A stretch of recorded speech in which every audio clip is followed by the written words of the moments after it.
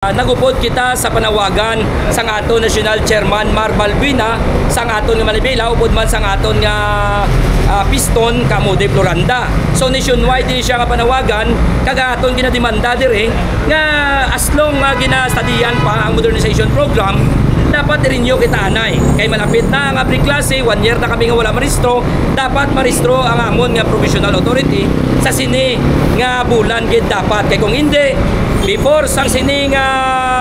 maendang man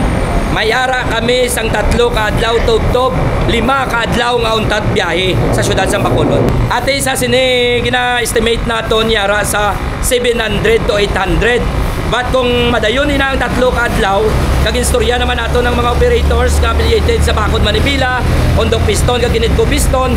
magaupod ang tanan-tanan 800 to 1,000 ka units kag dako ina maging epekto sa aton nga mga commuters. Collateral damage dira naton ang aton nga commuters sa kabudlayan sa paglakat sa pagpuli sa matagadlaw-adlaw.